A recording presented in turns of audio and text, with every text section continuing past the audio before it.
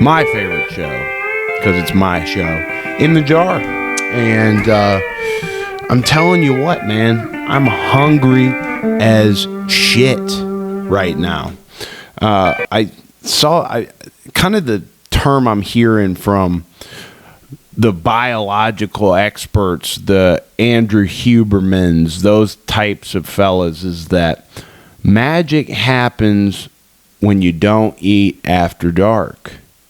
I hope I'm saying that right. Magic happens when you don't eat after dark. So I'm hungry as shit right now. We're doing an evening shoot this week. A lot going on. And I'm hungry as shit because I'm going to sleep on no food tonight, and we're going to see how it goes. We're going to see how we feel in the morning. We've done it before, and you get an increased sense of energy when you wake up after not eating for a certain period of time. Now, I've experimented with fasting. You know, like I did a 3-day fast one time a couple months ago, and that shit sucked. Like if you told me, bro, dude, you gotta do a 3-day fast coming up in the next 48 hours, I'd be dreading it like Jesus dreaded the crucifixion, dog. Hundo P. It's just the way it gets you in the I think there's a biological term for this. The period 24 to 48 hours ketosis, no, autophagy. I learned that I've been saying that word wrong. I thought it was autophagy. Apparently it's autophagy. I got that from Joe Rogan's podcast with, ironically, Jelly Roll. Because Jelly Roll's dropped like 100 pounds, he said, and he was at his peak 520 pounds. He's down to like 420, he said on Joe Rogan the other day. So he's doing a lot of fasting because apparently autophagy helps, if you lose a lot of weight, it helps get rid of a lot of the like excess skin that formerly fat people have from losing a bunch of weight. Autophagy helps that.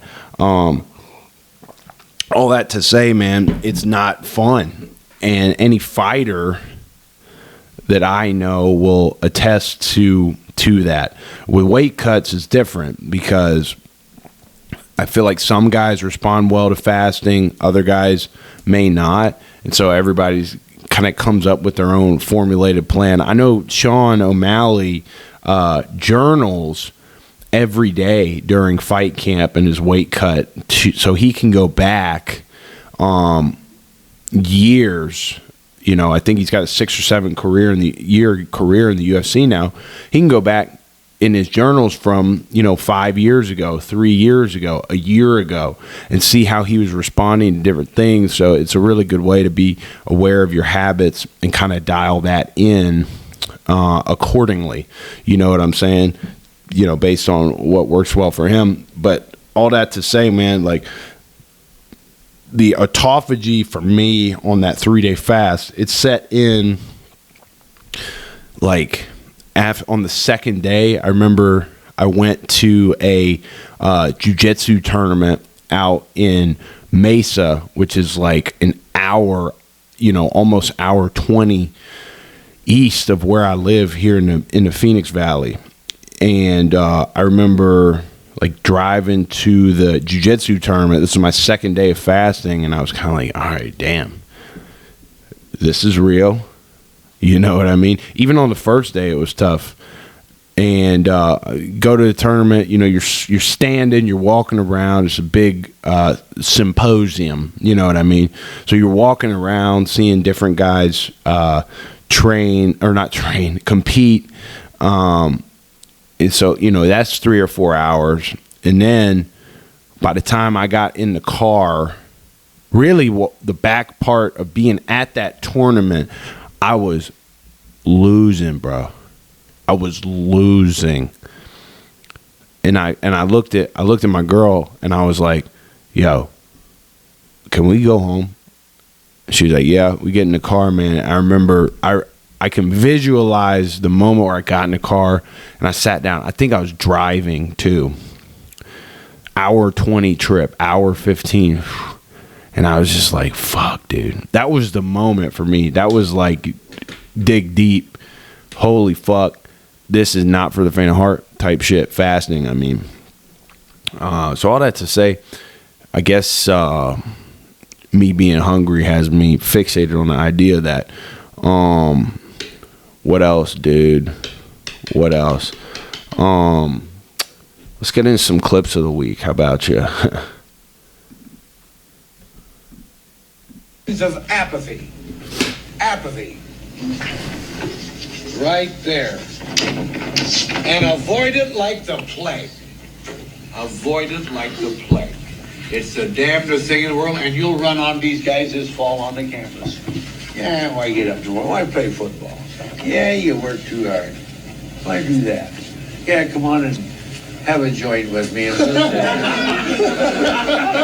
John. Yeah, and he'll sit there and look at his shoe for an hour. Yeah. And he's thinking great thoughts. What the hell he's going to do? You think I'm kidding you? I'm not kidding you, am I? And those people are apathetic as hell, and they're going nowhere. No. No. And there are a hell of a lot of people, and they take a lot of people with them, fellas. They take a lot of people with them. Because we all have a tendency to be lazy. And I don't know whether it's body chemistry or mind or whether it's a combination. It has to be a little bit of both. We all have a tendency to ease off at times. That's why you need good teachers and good coaches to push you a little bit. We all have to be pushed. The fact I'm a football coach, it's a competitive thing. I despise for people to beat us. That's why when I get good football players, I'm not going to let somebody else beat us. Because I'm cheating myself and I'm cheating my players. Dude, you listen to coaches like that talk, and you're just like, some of these coaches are, come on, dog. I got to put this on D&D. All right. A lot of these coaches, man, when you hear them talk to their players, it's just like it comes natural to them. And we've talked about the art of coaching on the show before. It's like not all teams are built the same. Not all teams are going to have the same set of personalities, the same set of talents.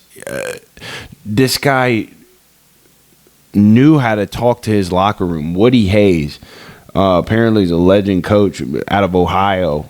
You know, these coaches and owners, I mean, people forget that the state of Ohio is the birthplace of football. Nobody really goes to the Hall of Fame anymore because it's in damn Canton. And what else is there to do in damn Canton, Ohio? I've been a couple of times. There ain't much to do. But some of these damn coaches, they got the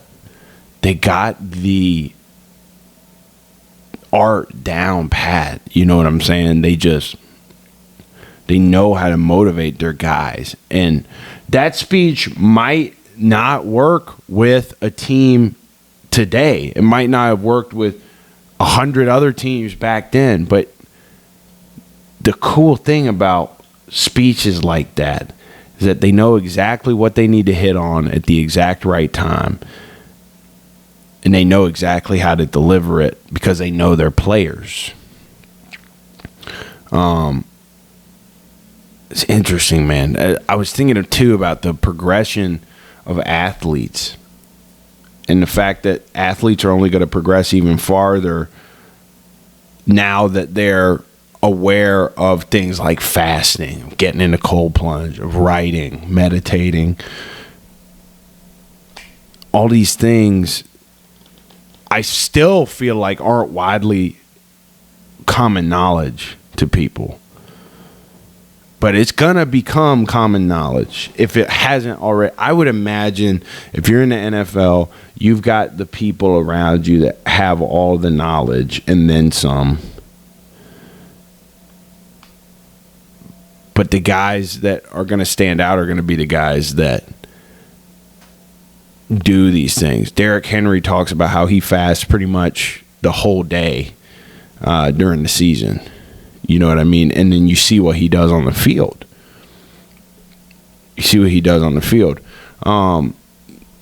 This damn coach, Woody Hayes, he sounds like a legendary-ass coach. He won like 2 or 3 consensus national titles at Ohio State. Guy's competitive as all shit, and you could see it when he was talking about I don't like losing. And I found this clip of him. I think that when they were playing the was it the U? No, it was Clemson, Ohio State, Clemson. Here's a clip.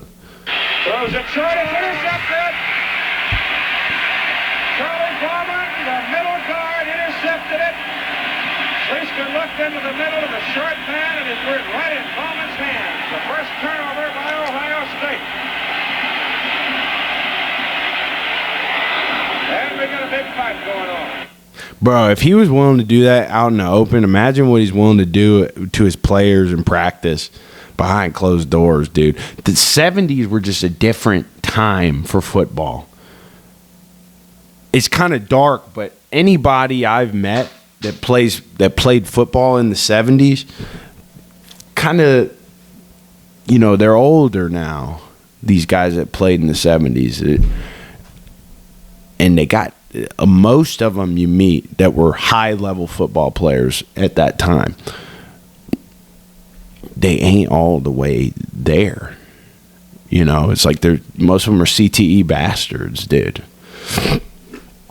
And it was like people just didn't know about head trauma back then. They had no idea. And these coaches, they were so much tougher and grittier, and they would, you know, I would hear stories from folks that, you know, played back then, and they would, you know, not let them drink water during practice, because if they drank water, they would, you know, they wouldn't be as tough. You know, rub some dirt on it, play through injuries. I mean, there's pros and cons to that, because the long-term repercussions of playing football in the 70s were not good. But on the other hand, bro, the fact that these boys were probably breaking bones and going back in and hitting, the fact that these boys were probably getting their lights knocked clean out, don't remember their grandma's name, and they go back in the game and they're crunching heads, you know. That part about it, I think, is cool, because the response to adversity, the ceiling's probably a little bit higher in terms of like how resilient you can be as a human in circumstances where, like, if you screw up, like literally your head coach is going to be punching you in the neck. You know what I'm saying? In that clip, though, he was just so pissed off about losing. That kid that got the pick, he didn't do it. I mean, I don't have context for the game. The game was from the 70s. But you'd think that he was just pissed off because that was a game-sealing interception, and he couldn't contain himself because he loves winning so much. Woody Hayes. Big Woody. You know what I mean? Anyway, I thought that was cool. I was just prepping for the show. Found some stuff. Hey, you know what I mean? All right, what do we got next? Oh, yeah.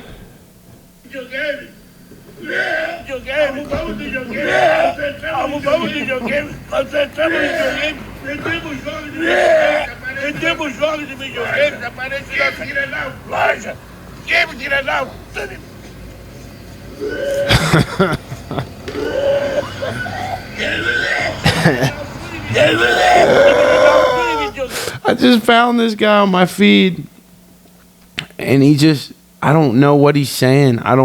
It seems like Spanish. I don't know for a fact. It sounds a lot like it. I can't understand a word he's saying. I looked at his page. He keeps opening his videos with video games, videojuegos, video games. He just picks up dead animals and gags, dude. I got another one.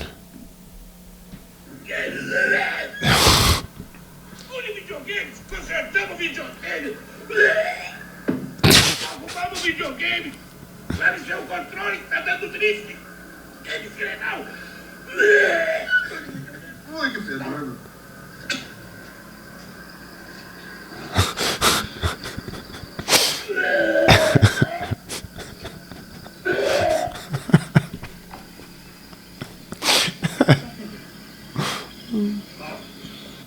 Oh my gosh. I bet that dead animal smells so bad, bro. My little brother used to gag like that if he smelled something shitty.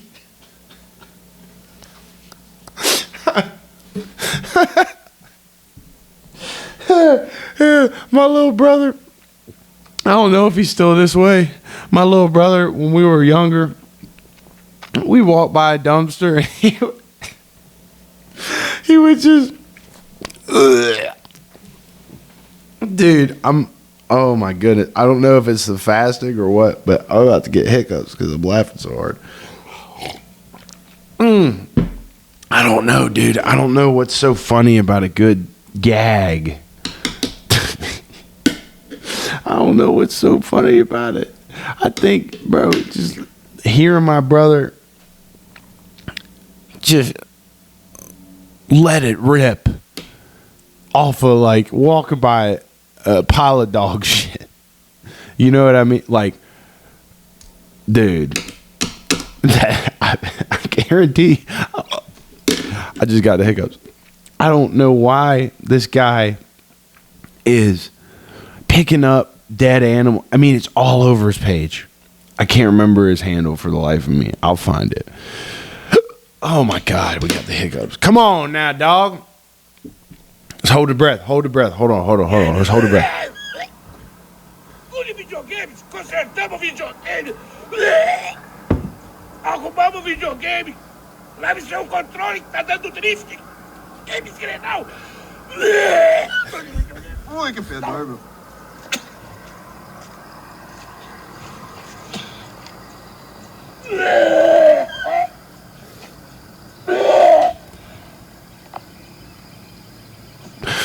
Oh, my world was collapsing around me. Okay, hopefully that got the hiccups. Bro, I was belly laughing at that shit. I was belly laughing. I don't know, like, there's another Instagram account. And it's this fella from Harlan County, Kentucky, Eastern Kentucky, which I'm familiar with. My dad spent his childhood there. And I mean, these people, they just kind of talk to you like this. And this one guy, he's got an Instagram page that he just ranks nasty foods. And it'll like shuffle above his head. And he'll have 1 through 10. And he'll get something where it's like,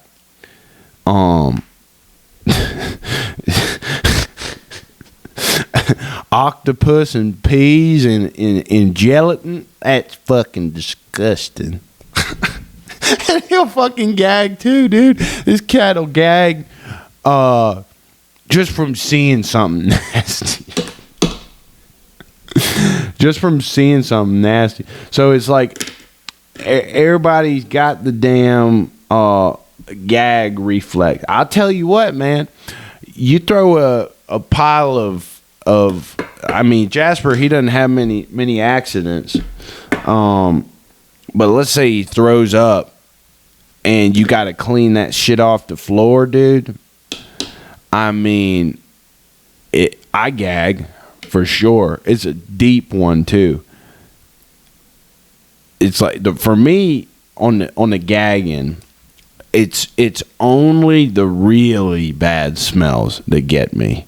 Sometimes texture. If I have to pick something up that's nasty, I might gag. But I'm sure if my Instagram page was just me picking up dead animals on the side of the road, I bet some of them got a little funk to them. I bet some of them would make me gag like that too, dude. Hundo P. It's straight up just what it is, dude. All right, what do we got next? The Lions beat the shit out of the Cowboys, dude. The Lions absolutely dog walked them, and I really like these recap videos this guy makes. I'll just show it to you.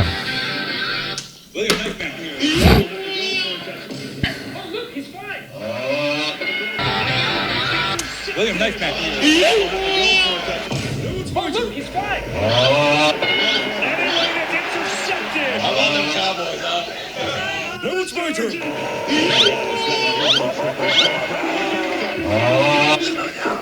I have a surgeon. Welcome to the fucking show. And nobody's blocking. Run, bitch! Pressure the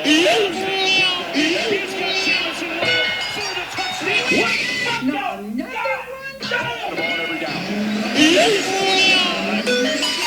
What are you waving? No, another one? How about them Cowboys?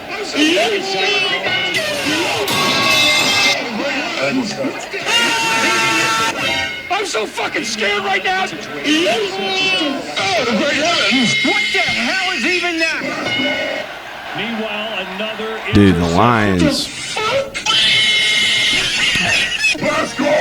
I don't know if the Lions really showed who they are more or if the Cowboys showed who they are more. I would argue that it was the Cowboys that showed who they are more. But nonetheless, Ben Johnson, the OC for the Detroit Lions, had an absolute play-calling field day. I mean, they called a play where Penny Sewell was able to fake like he was blocking, run behind a hitch route, and get the lateral. The man takes it down to the 1, almost scores, comes back as a penalty because he was illegally downfield. I mean, they had a bunch of these like trick plays Detroit did that they were running. David Montgomery had a hell of a day. Jared Goff had a hell of a day. You know, I don't know if what's more intriguing, the Vikings defense or the Lions offense. Lions lose Aiden Hutchinson for the season, broken tibia, fibula. It's got to be a brutal fucking injury. I've seen one guy do that, and it was in Pee Wee, ironically, and the whole ambulance had to come. And I was playing fullback. This kid that broke his tibia and fibula was playing running back behind me, and I was lead blocking for him, and I heard his leg snap on the hit behind me. And I don't think I'd wish that kind of pain on anyone from what I saw.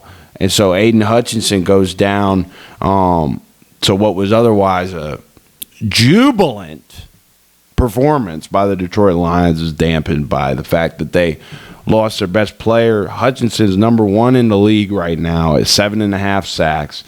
He's number 1 in the league on pressures. I think it was like 38 or 45 pressures he's had over the course of 6 games. And then like number 1 in pass rush win rate at like 38%. Hutchinson going down is a huge deal for the Lions. Now, do I think they still have pieces on the defensive line? Yes. They've got a deep D-line room. They've got Josh Pascal out of Kentucky, who's a good run stopper. Some left to be desired in the pass rush. And then they got some other pieces on the defensive line, a bunch of guys with long names that I can't remember. They got DJ Reader, who the Bengals refused to pay. I'm still salty about the fact that he's not with the Bengals, although the Bengals D-line put up a great performance against the Giants. It was an ugly game. Bengals offense couldn't get going at all until the end of the game. But B.J. Hill being back in there, Sheldon Rankins being back in there. I remember, man, when we played Louisville my freshman year at Samford, Sheldon Rankins was a part of their D-line, and that man was back there every play. I can't imagine what Rankins' pass rush win rate was against us because we threw the ball a lot. But where was I going with that? The Lions are going to have a morale challenge, not having their leader in there with them, their best player, arguably on the team. I'd argue Aiden Hutchinson's the best player on the entire Detroit Lions roster. So you got that psychological component of him not being there anymore. Even though he's kind of a vet. I think he's third year, fourth year, something like that. It's like a veteran presence. You know what I'm saying? I heard something about the Raiders possibly unloading Max Crosby, but and Max Crosby's from Michigan, played college football in Michigan, and he said that the only other team he'd want to play for other than the Raiders was the Lions. But it just doesn't seem like that's going to be likely. Obviously, you guys will be hearing this definitely by the time it goes up. But it happened while we're shooting it today. Davante Adams is headed to the Jets, and Amari Cooper is headed to the Bills, two teams that just squared off on Monday Night Football. Jets have just been hanging in games, man. They have just been hanging in games and on the wrong side of it. I really think their offense played well on Monday night against Buffalo. Their defense allowed a lot on the ground to a rookie running back out of Kentucky named Ray Davis. He had a big game. But now you got Davante Adams over there on the Jets. Again, kind of the other side of that, you got a veteran presence in the receiver room now. Not to say that Garrett Wilson's not a leader, not to say that Alan Lazard's got really great rapport with Rodgers, but you add a piece like Davante Adams to the Jets receiver room, it's going to be really interesting to see where they go the rest of the year, because with this trade, the Jets are pushing all their chips forward onto the table. They're saying, hey, we're going all in. And they're not just saying they're going all in. They're actually going all in. It was a great trade on the Jets' part, bad trade on the Raiders' part. I'm fearing that as great of a coach as Antonio Pierce is, he might end up being the scapegoat to the Raiders' struggles. That team just looks lost. They don't have an identity at quarterback. So they kind of got trade you-know-whatted by the Jets. You know what I'm saying? Amari Cooper to the Bills is a huge, huge addition, and I'll be interested to see how much better he bolsters that Bills offense. But the game of the week here on the show, I don't know if I'm going to do a board sesh or not tonight for y'all on this week's episode. I'm not sure. I haven't decided yet. I feel like I'm remembering most of what I wrote on the board. So we are covering the Lions-Vikings game this week. That is the most intriguing matchup to me on the slate. You got the Vikings at 5-0 coming off a bye week. You got the Lions at 4-1 coming off arguably the best all three phases performance by a team this season in the NFL, and the Lions beating the Cowboys 47-9. The Lions just looked great on all phases. They had 420-something yards of total offense. Jared Goff went for like 300-something of that, threw 3 touchdowns, no picks, 70% completion percentage. David Montgomery's looking stout as ever coming off this new deal. They do a lot of window dressing with Jameson Williams. They do a lot of window dressing with Amon-Ra, St. Brown. They move these guys around in motion a lot. So there's a threat of the jet sweep with J-Mo. There's a threat of the jet sweep with Amon-Ra. There's I didn't watch much more film than that. I just know they window dress a lot. And a lot of single back, a lot of play action. They got Laporta to open up the passing game. So the question will be, I think the main thing with game planning in regards to the Lions is making sure that their pass pro is tight.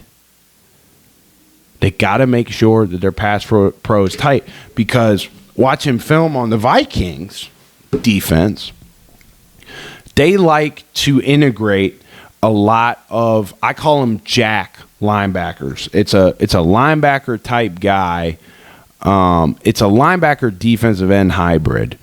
And so a lot of times they'll walk up. They might have like 4 linebacker type players out there on any given play. You'll have the 2 guys up in the box, and then you might have a 3 linebacker look where you got two in the box, 1 jack on the edge. You might have a 4 linebacker look where you got 2 guys in the box and 2 9 technique linebacker type guys. We used to call him a jack back when I played. I always really enjoyed that position myself.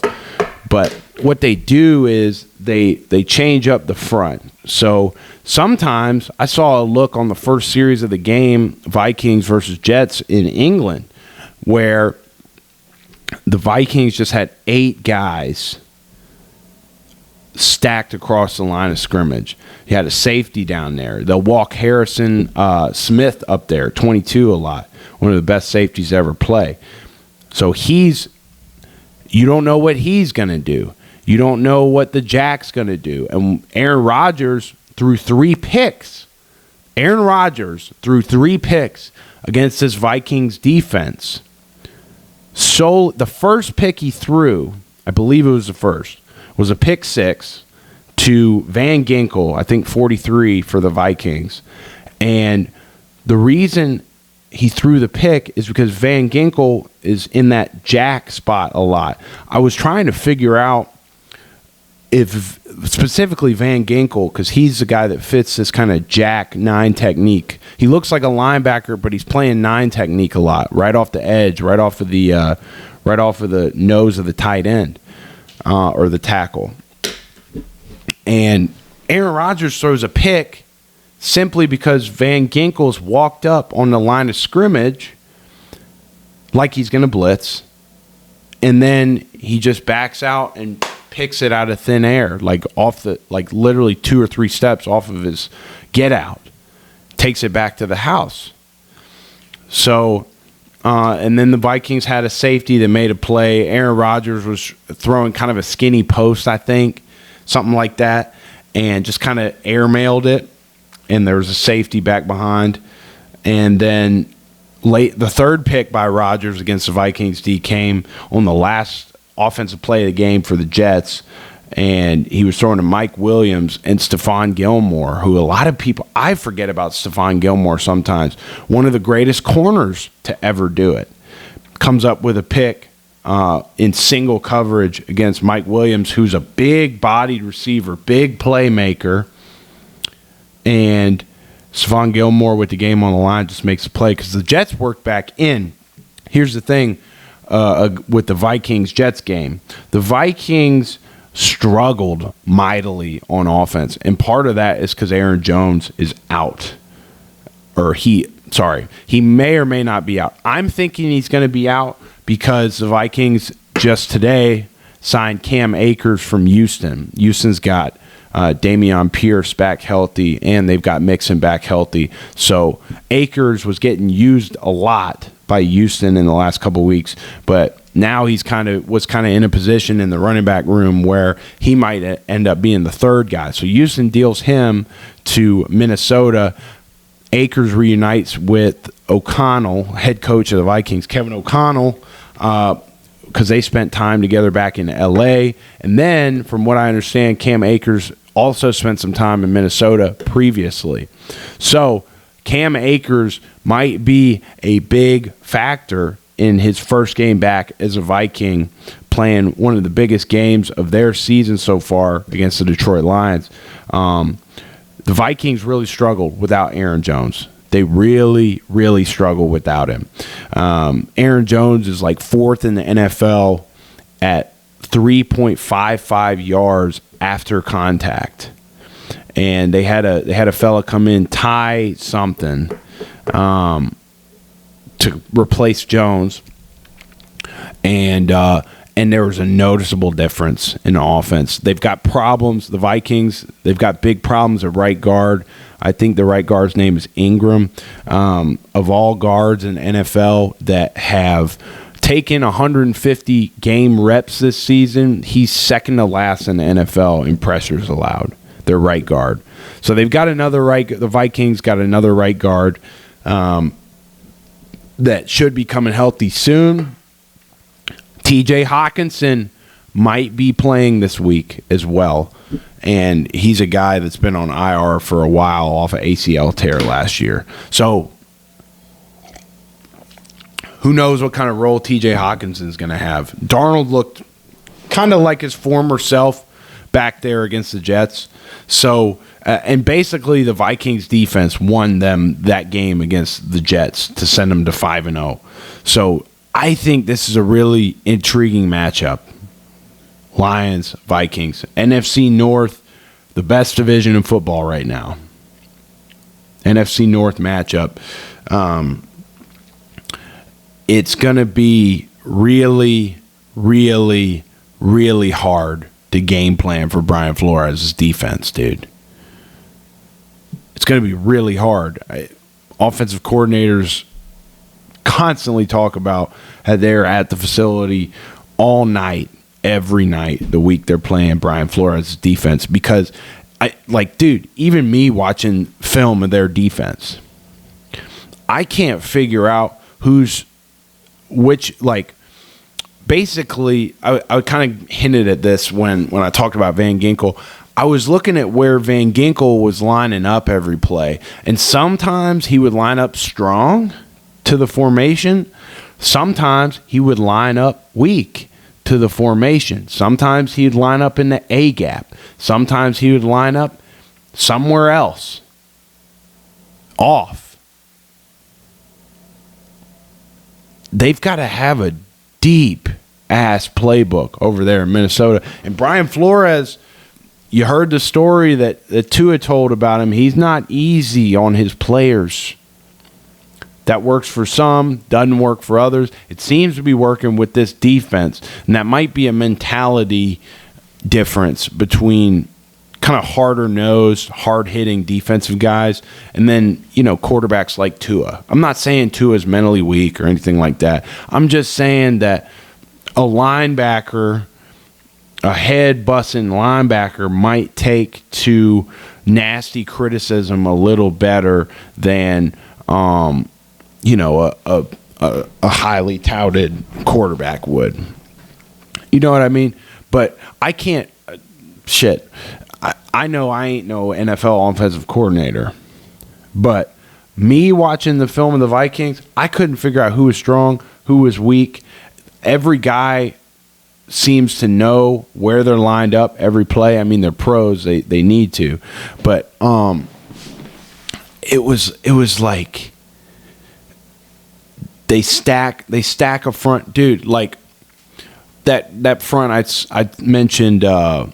The 8-man front they come up with. I mean, the line of scrimmage is covered with their guys, and they got 3 guys back in coverage. That's it. The Jets snap it. Aaron Rodgers knows the blitz is coming, and it did, and he gets it out quick, and the Vikings still make a tackle to force 4th down. And so this defense challenges you. They say, look, bro, we're coming, and there ain't shit you can do about it. Because we're still going to stop it even if you get it out. Because they got that much confidence in their DBs. On the other side, for Detroit, they got a safety by the name of Kirby Joseph, number 31, that is really playing above expectations according to folks in the Lions front office. This guy's a former volleyball player. He can go up and get it. And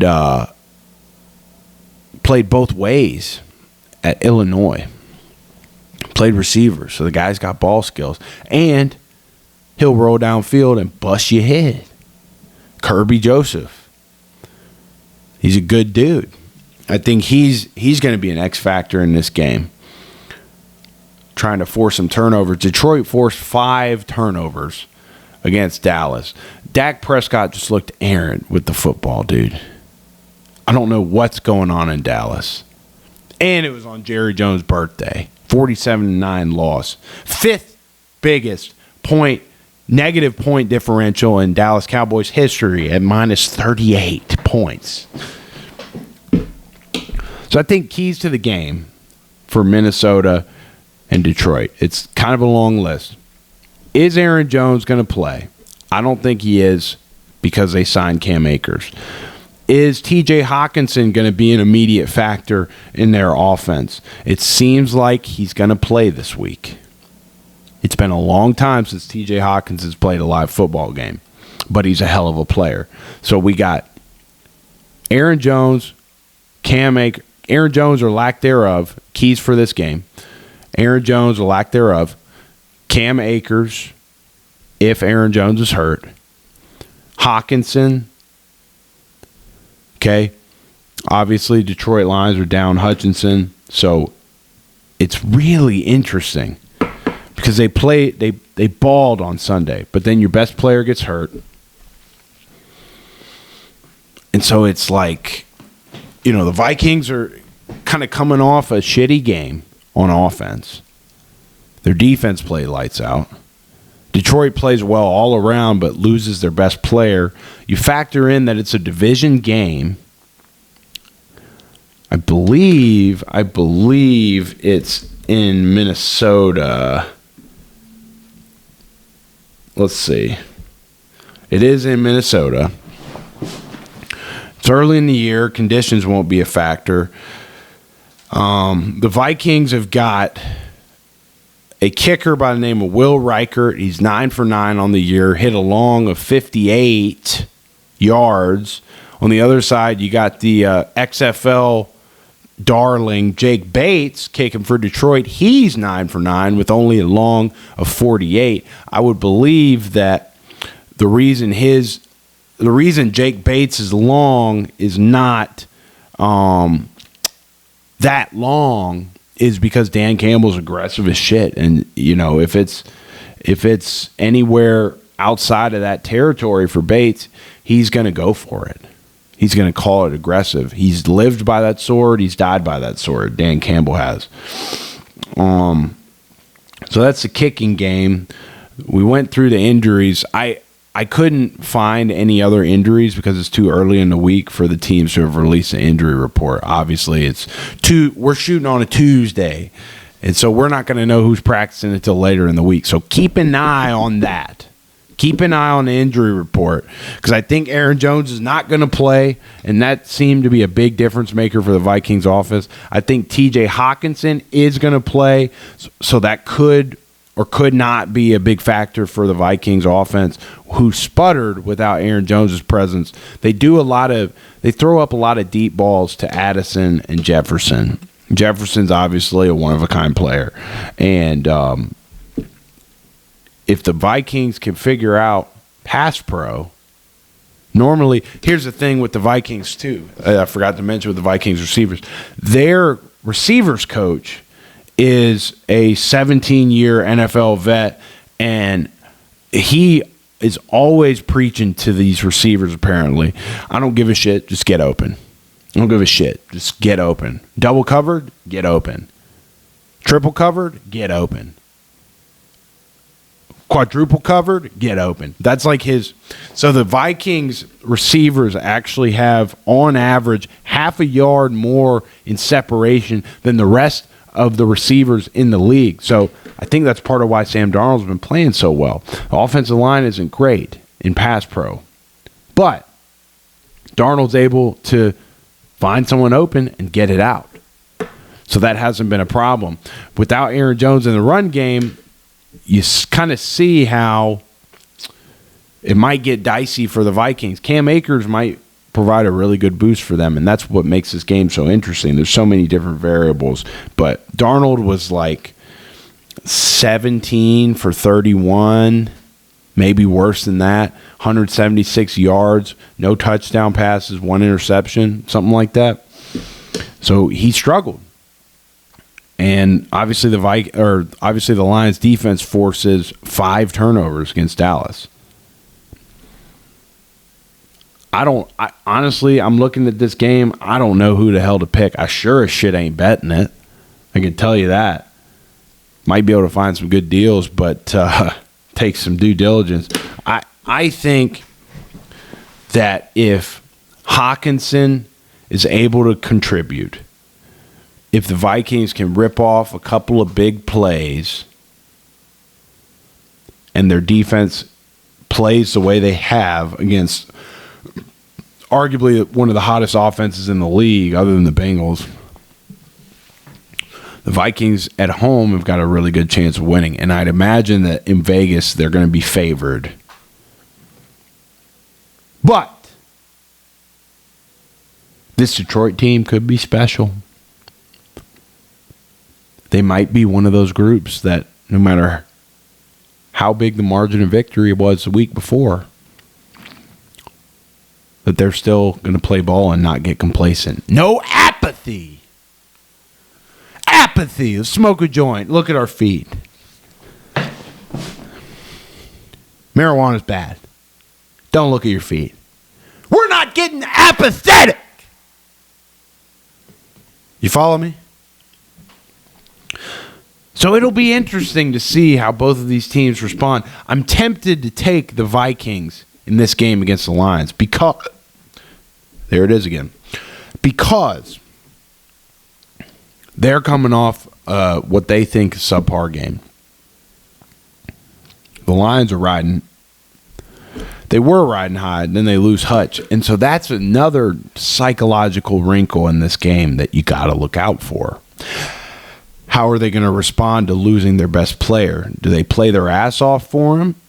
Or are they kind of demoralized and saying like, we ain't got much without this guy? I think they do have a lot without Hutch.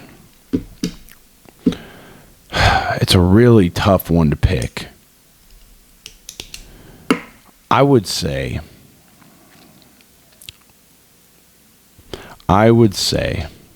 see how I'm sitting on this pick? We're making this pick in real time here. I didn't premeditate this pick. I went into this show. I didn't know who I was going to pick in this game.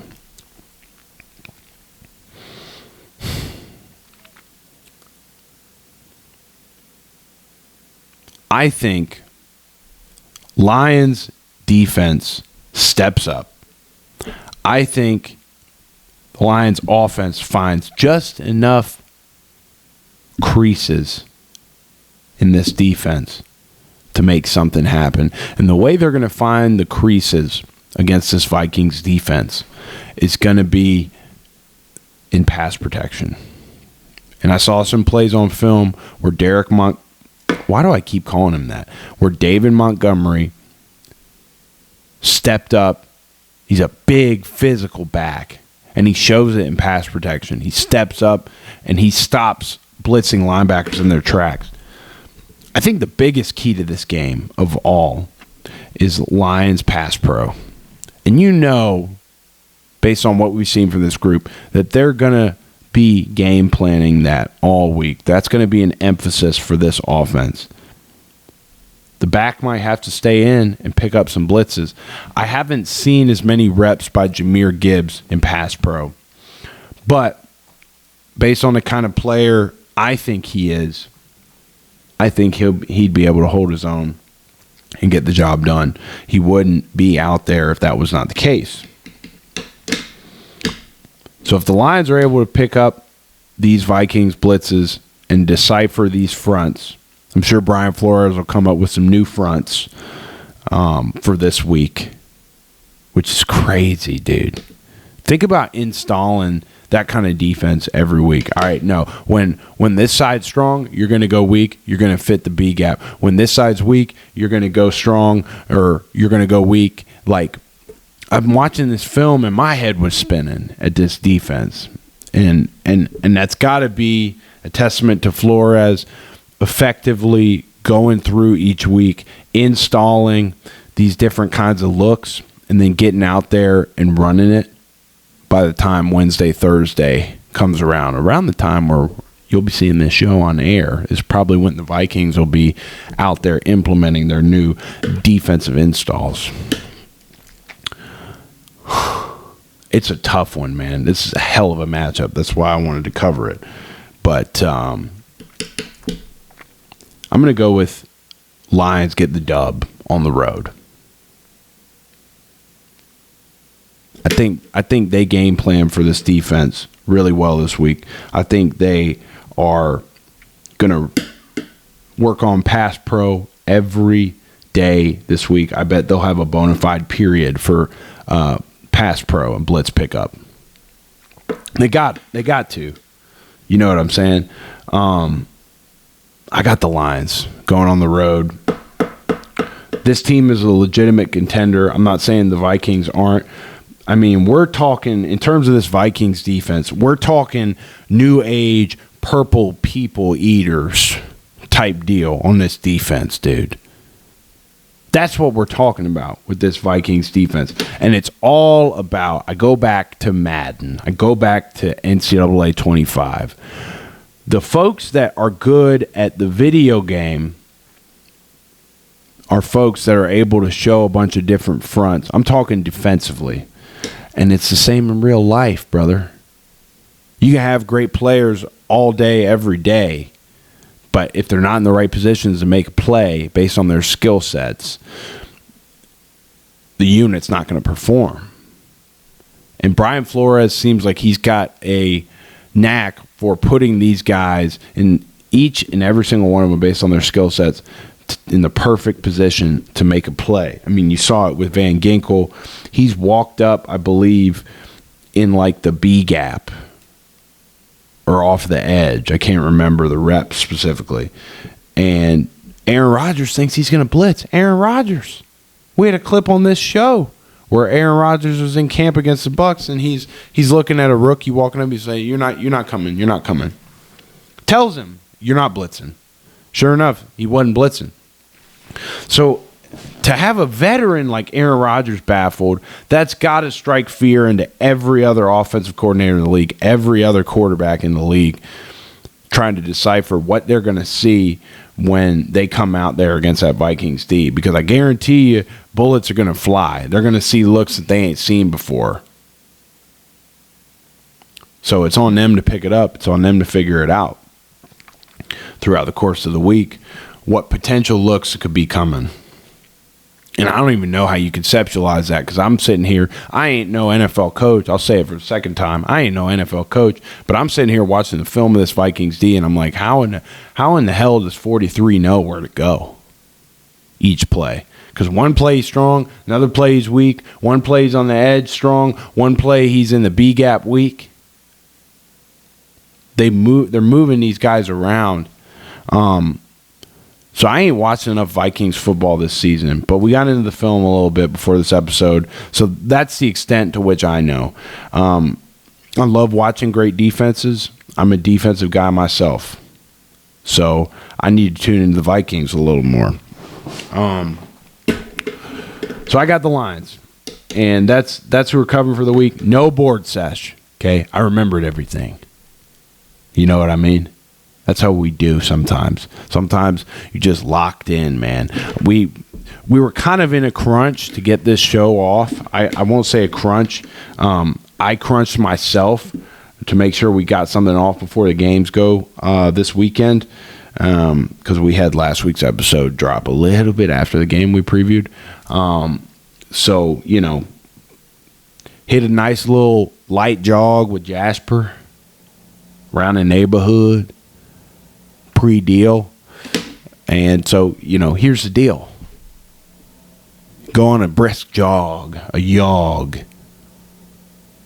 Sometimes you remember things a little better. Food for thought. We'll see y'all back here next week on In the Jar with your boy, Dupree. All right. Love y'all. Appreciate y'all watching. If anybody watches this long, I really appreciate you. please, for the love of God, it takes a half a nanosecond to click like, to leave a quick comment, to subscribe, most importantly. That's the easiest thing to do. And you should do it. We'll see you next week on In the Jar with your boy.